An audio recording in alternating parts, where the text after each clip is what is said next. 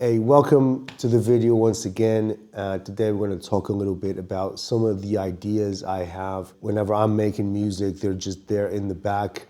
Normally I do this super fast. I don't even think about it, but these are like some of the concepts that I carry with me as I'm making a song, a beat. So just remember, I'm a very minimalistic type of person when I'm making my music. I don't use a bunch of plugins and stuff like that. I like to do everything as simple as possible, from the sampling to the mastering. That's just me. I mean, I have to say that all these videos that I do, this is just me expressing the things that I do. I'm not saying that you should do it. I'm not saying that this is the way to do it. It's just the way I do it. You should have your own ways as well. Remember, we're just expressing ourselves through music. Just do you, man. Have fun making your sound journey, all right? All right, so let's get into the first one, which is, I mean, it makes me laugh a little bit about these things that I've put down because they're just so obvious. But they're the things that, to me, the things that make my beats sound the way they do. All right, anyway, first off, make sure you like the sounds that you're sampling.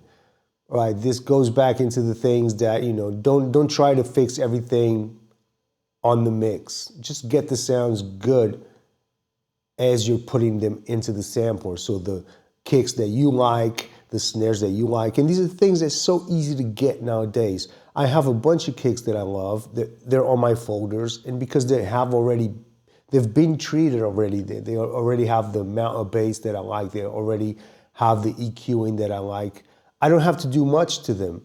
So, that's one of the first things that I do straight away. Whenever I'm putting something into the sampler, I just put stuff that I like. And that goes for the samples as well.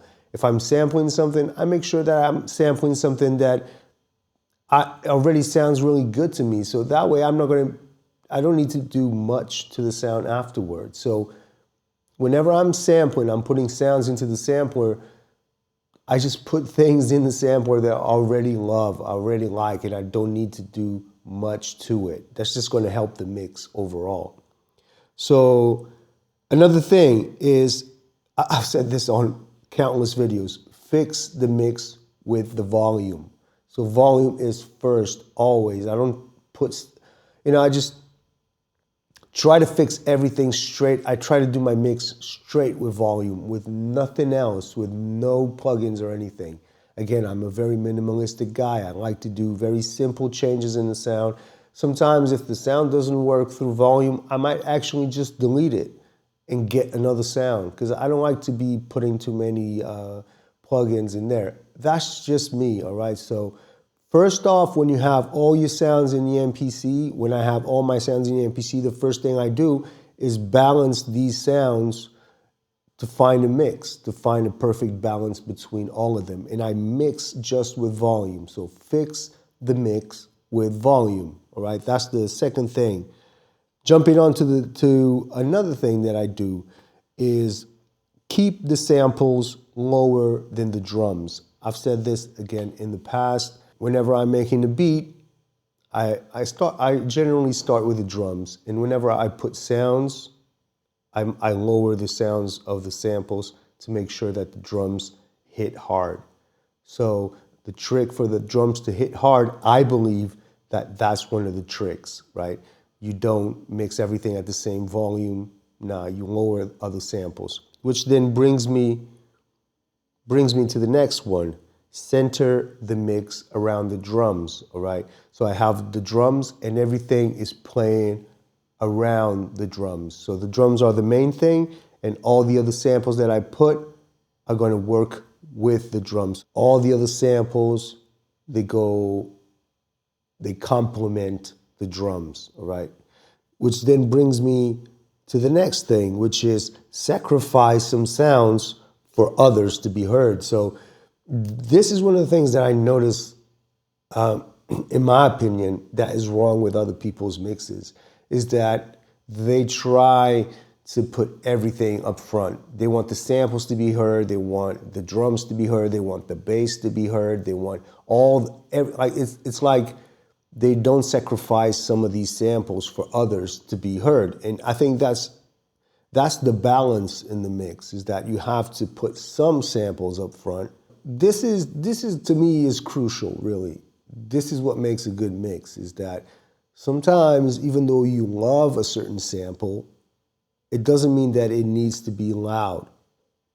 All right, and I learned this the hard way. I made a lot of beats that I really love that sample, so I wanted it to be heard. I thought that I needed to put it really up there, high in volume, so it would be heard, and that was destroying a lot of my mixes. I learned later that you can lower the level of that sample. It will still be heard.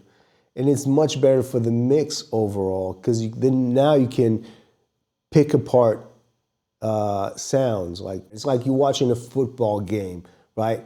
If you take away you're not watching the crowd, you're watching the game, right? But if you take away the crowd, then it becomes weird. Like there's no one watching the game, and that just destroys the show, right? Same thing with samples. Like they're in the beat, but they're not in the front of your face, right? They're just, they making the whole thing work, but they're in the background.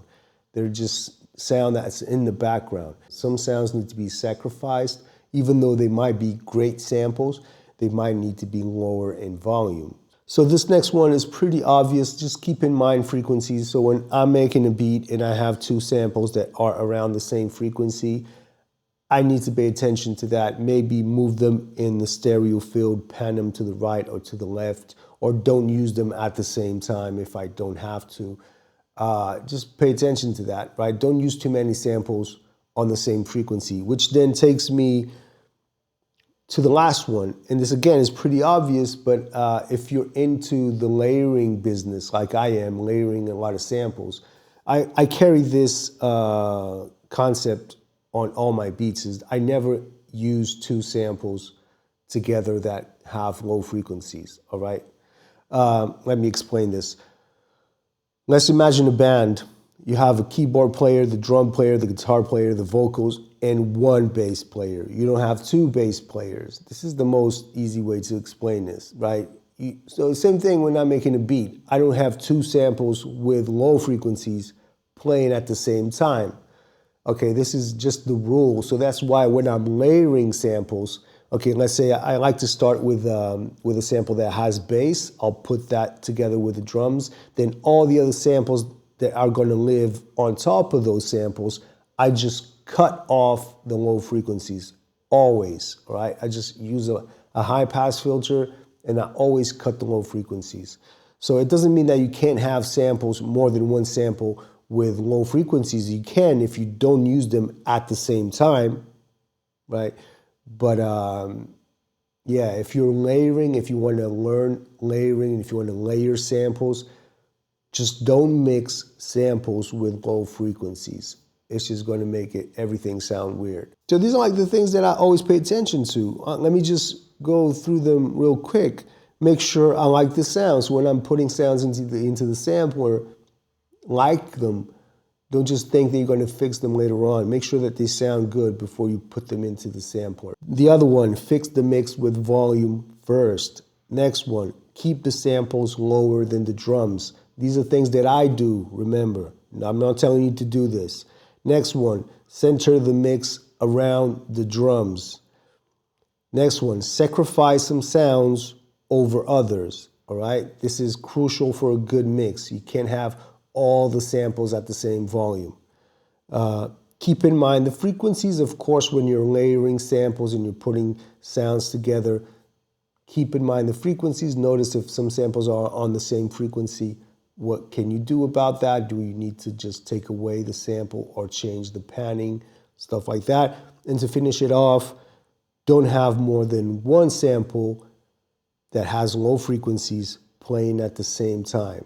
Okay, that was the video today. If you haven't subscribed yet to the channel, please, man, go down below and just click that subscribe. Also, tell me if there's something that you do that might help all the rest of us here in the community. Write it in the comment section. And thank you so much for watching. Have a great weekend. I'll see you again on the next video. Peace. Bye-bye.